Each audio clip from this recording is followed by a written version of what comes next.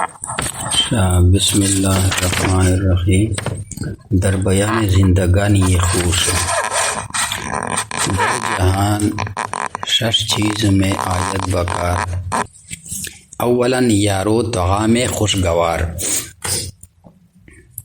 خوش بود یار موافق در جہان، بعض مخدومی کے باشد مہربان. ہر سخن کا راست گوئی و درست، بہز دنیا ذاک دروے نفع توست. آنچ ارزانست عالم در بہاش، عقل کامل داتو زو دل شاد باش. دشمن حق را نباید داشت دوست، باز گشت جملہ چون آخر بدوست. عیب کس با او نمی باید نمود، ذاک نبود ہیچ لحم بے غدود. از خدا خواہ آنچ خواہی اے پسر، نیست در دست خلائق خیر و شر. بندگارا نیست ناصر جز الہ، یاری از حق خواہ از غیرش مخواہ. آنکہ از قہر خدا ترسد بسے، بے گما ترسند از وے ہر کسے. از بدی گفتن زبارہ ہر کے بست، کرد شیطان لعیرہ از زیر دست. و بیان د خشول زندگی سے. در جہان شش چیز میں آید بکار، و جہان شش پیش شئینہ پکور عرصی. اولا یارو طعام خوشگوار. اول یور و مزیدور خروک. خوش بود یار موافق در جہان، شوی موافق یور و جہان سے.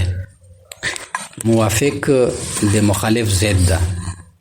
یو داسې دوست وي موافق چې ته څه خبره کوې دای لبیک در پسې کوي، د مخالفه رای نه دی تو سره. دا شی ته وې د سره چې دای څه خبره کوي ته سره موافق وي، هغه کیسه باندې د ته لبیک ویایې، به دا موافق ملګری وي. به دغه ملګری نه خویش بل څوک په دنیا شه نشته. شوی موافق یور په جہان سے، بعض مخدومے کے باشد مہربان. بیا یو مخدوم چوی مہربان. مخدوم صیغہ د اسم مفعول دو، معنی یہ دو خدمت کړه شوه، یعنی چې د چا خدمت کیږي. او دغه شی نه مراد استوز. بیا یو استوز چې مہربان وي. ہر سخن کان راست گوئی و درست. دا کان چې دا دغه مخفف ته دا لفظ اصل شه دوا دی که آن. خود شعر لمن تانگوی بیا یو نیم ټکا پشه حذف کیږي. هر سخن کان راست گوئی و درست. تقدیر و د عبارت داسې شي هر سخن که آن راست گوئی و درست، یعنی هر خبره چې ته هغه رښتیا ویې و درسته یې ویې، بهز دنیا بهتره دو د هغې دنیا نه، ځکه دروې نفع دوست د هغې نه چې د تو نفع وي.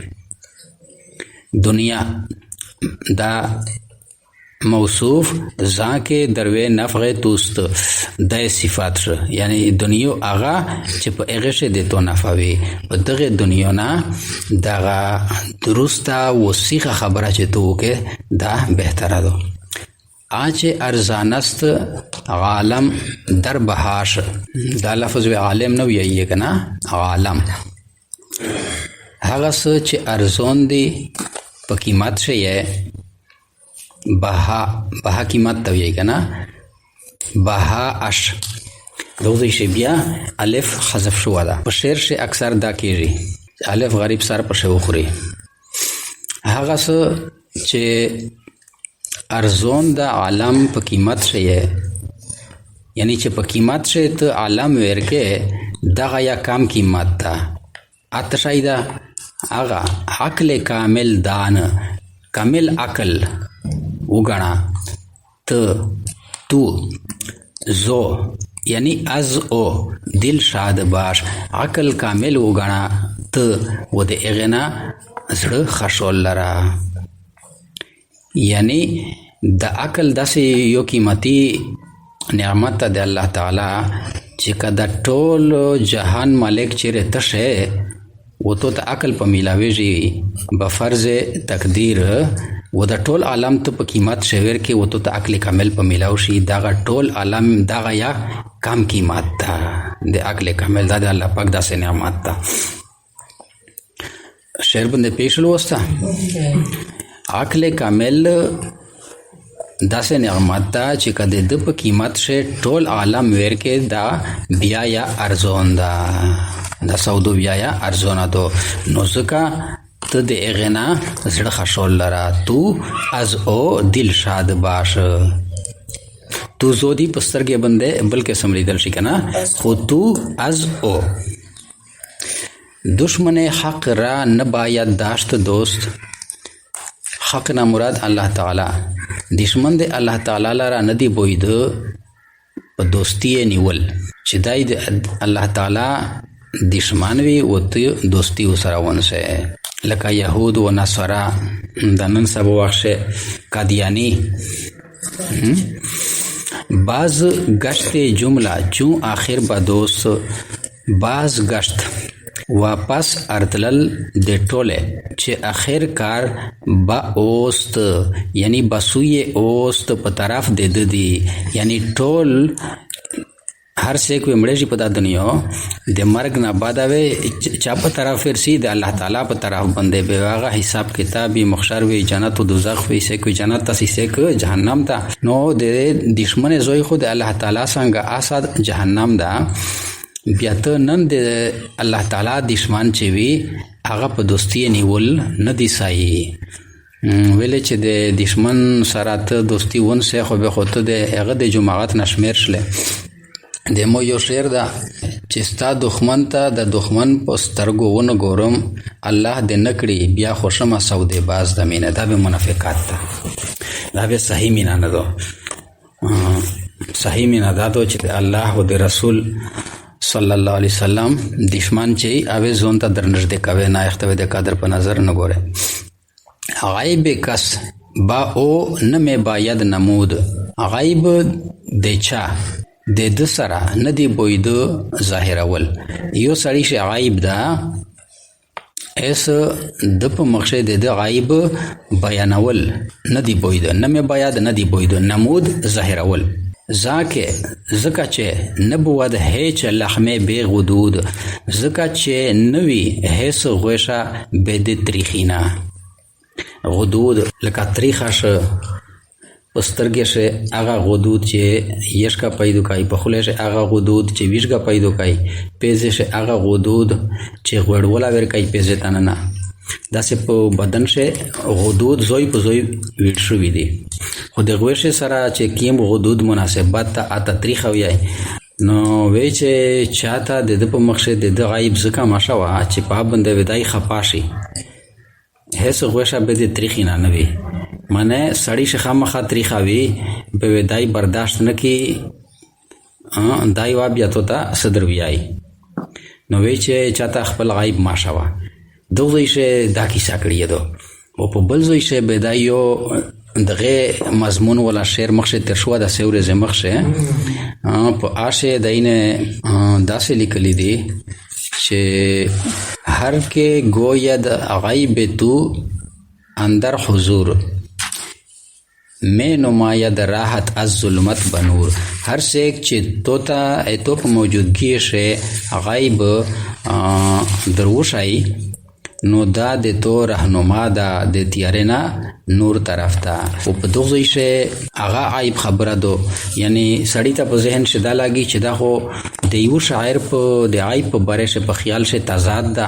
په هغه ځای شه ویلی دي چې تو ته چې غیب وشای به دا د تو رهنما ده د احسان منه.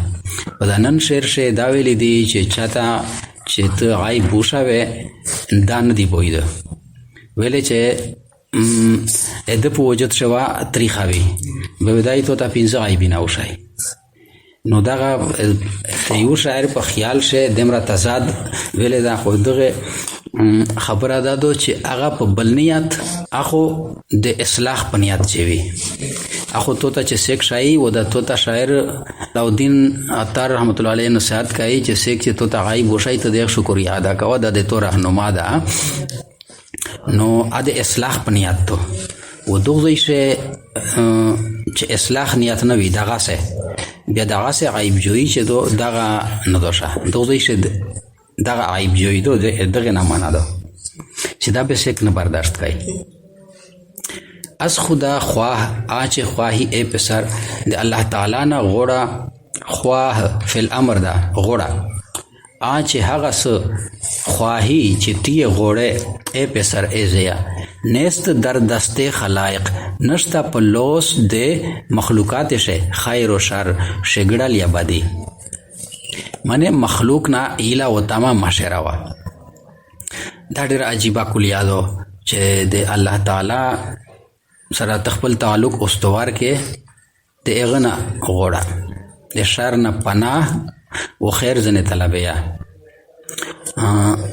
و دغه شعر نه وسړای دا مراد نو خلی میر خله دا دمه پوکي چې زه د خله نه سو بوسم بیا الله پاک په مخ منځیرای نه هر دغه شعر شوی تعویل کیږي کنه نو دغه شعر په نتیجه شوی ته د میوز نه وسیله نو وسه وسیله لکه یو مقدمه د لوړه شي عدالت ته بسړای مقدمه د پورا وکیل نسی او وکیل د تو د طرف نه راغی داسې الله پاک دربار د پورا وسیله وي نیک اعمال خیریاتو کې ختمو کې نفلو کې به الله پاک ته وسیله کې به هغه په وسیله سره د الله پاک نه مدد غوړي دعاګونه کوي لیا یو بزرگ دا ولی الله دا اتو زونتا وسیله کړه دا د چې د تو رسایي ممکن شي دربار د الله پاک ته یعنی د معرفت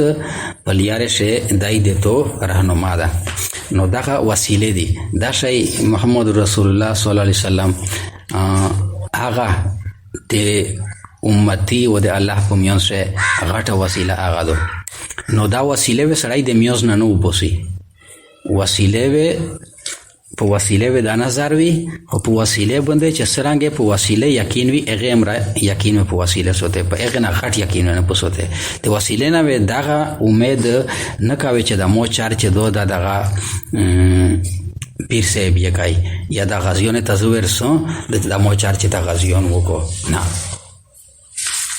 دانیت ونه شراوه هغه الله پاک ته وسیله کوي غزیون ته ودرېدل زیارت ته ودرېدل یو ولی الله دا د اغ زیارت ته وکړو نو دغه ته الله پاک ته وسیله کوي چې یا الله دغه شسړی په توفیل دغه پوګ زیارت په توفیل امو د حاجت پیراکه حاجت راوي د الله نه وړه ٹھیک شله الله نه سمره چې لون دی پیغمبر علیه السلام شو یا ولی الله شو دغه مخلوقات دي کنه نو دغه وسیله وي دا وسیله سړی په میون شو پرېږدینه د غیر مقلدین یا د یغه غونده پنځ پیریون وهابیون دا ډایرکټ د الله نه غوړي دی خلې دمه پوکې دی چې په مخ الله پاک منځرای دی دا و میش دا وی جنا د میش خلې دمه پوکې نه دی میش ته وسیله په چار دو پنه کې اعمال وسیله نیول پښه وخت بنده لکه د محرم مبارک وخت نه دی د رمضان مبارک وخت نه دی د جمعه مبارک وخت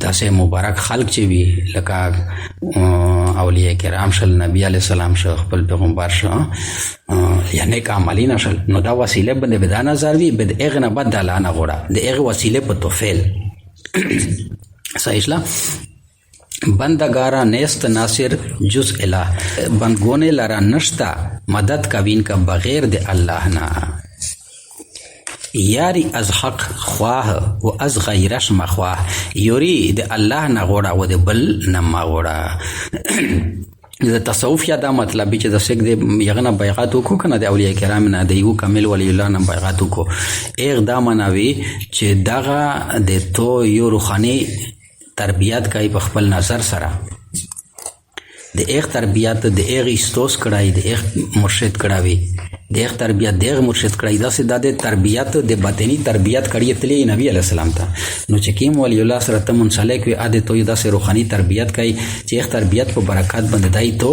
الله ته رسای خپل خو سړی رسای نشي حاصل اولاد الله پاک دربار ته 15 صدیه مسلمانی قسم قسم فتنې دي زمانہ مل رہے د نبی علیه السلام نه وسیله و په میون سے سړی لازمی نسی د اعمال وسیله د اوقات وسیله مبارک وختینا و شعائر الله دی شعائر الله مبارک وختینا شل اولیاء کرام شل خپل پیغمبر علیه السلام شو نو دا وسیله و سړی یخکای دغه په وسیله سره سړی غوړي وسیله په دغه شه قوت زیات وي ایله ډرای چې هغه قبولیت بنده مشرف شي آکه از قهر خدا ترسد باسه هغه شک چې د قهر د الله تعالی نه ډریږي ډیر بے گمان ترسند از و هر کسه بے گمان بشکا ترسند د پهلا مصرع شه ترسد